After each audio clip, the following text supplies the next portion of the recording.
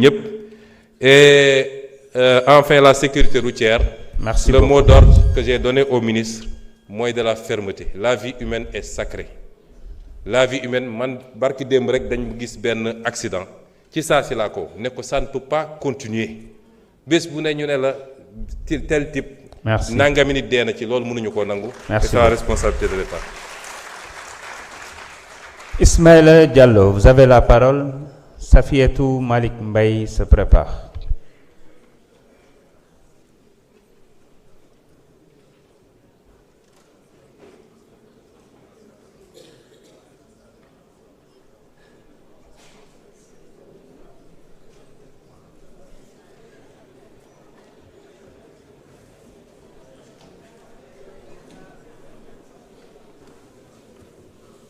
Salam alaikum wa rahmatullah. Monsieur le Président de l'Assemblée nationale, Monsieur le Premier ministre, membres du gouvernement à vos rangs, grades et qualités, chers collègues députés, chers invités. Monsieur le ministre, je me rappelle qu'en 2018, lors de la présentation de votre ouvrage Vision, livre solution, un journaliste vous avait interpellé en ces termes. Que se passerait-il si vous n'arriviez pas à réaliser tout ce que vous avez annoncé? Vous aviez alors répondu que vous parleriez avec sincérité aux Sénégalais. Et je sais que vous êtes sincère. Et je sais aussi également que ñi nekk ci salle bi yëpp xam nañ ne vous êtes sincère dans ce que vous faites ak li ngay wax yëpp.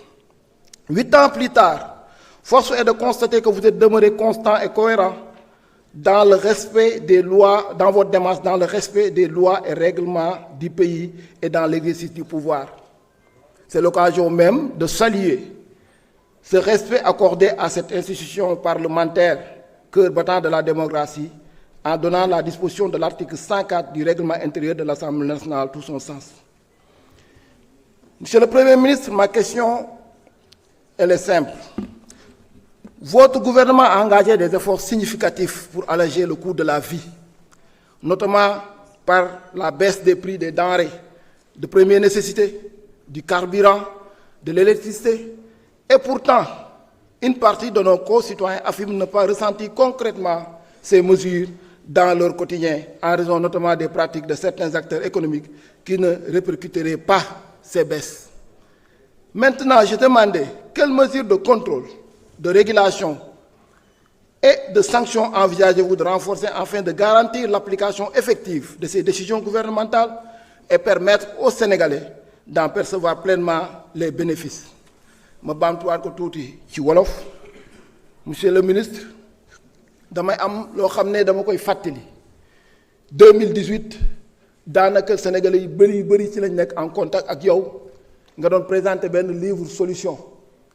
am journaliste bu am lu mu yëkkati woon mu laaj la ko mu ne ma li nga diggee ak li nga wax ci livre bi bari na waaye léegi nag boo demee ba yooyu mu xaw a tëgg témbe vu la situation du pays da nga ko waxoon ne man dinaa daakaarloo ak sénégalais yi ma wax ak ñoom sincèrement ci li nga xam ne moo mun a nekk te gis nañ ne exercice boobu moom nga nekk di def 4 fois nga ñëw fii à l'Assemblée nationale pour wax ak sénégalais yi ci situation pays bi loolu sénégalais yi xam nañ ko ñi fi toog xam nañ ko. xam nañ ne yow vous êtes une personne très sincère li nga wax nga gëm li nga gëm moom ngay def te loolu 8 ans la ci ginnaaw si ñun ba tax na ñun ñu ngi rafetlu bu baax li nga xam ne yaa ngi koy yëkkati fii ci biir assemblée nationale bi delloo nga ko cëslaay gi mu amoon ci nga xam ne démocratie bi ñuy woote ci Sénégal yaa ngi koy jaaree ci respect de ses lois et de son règlement intérieur ba nga xam ne l'article 104 tey jii ku seetlu xam ne taxawaay bu mu war a wan am na ko.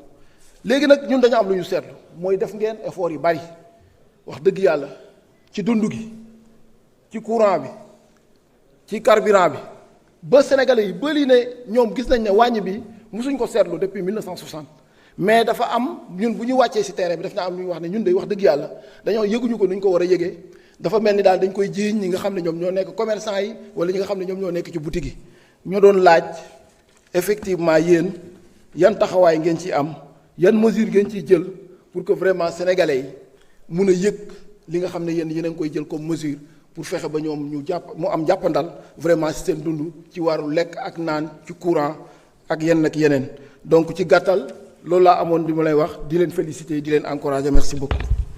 Merci honorable ñu ngi jox kàddu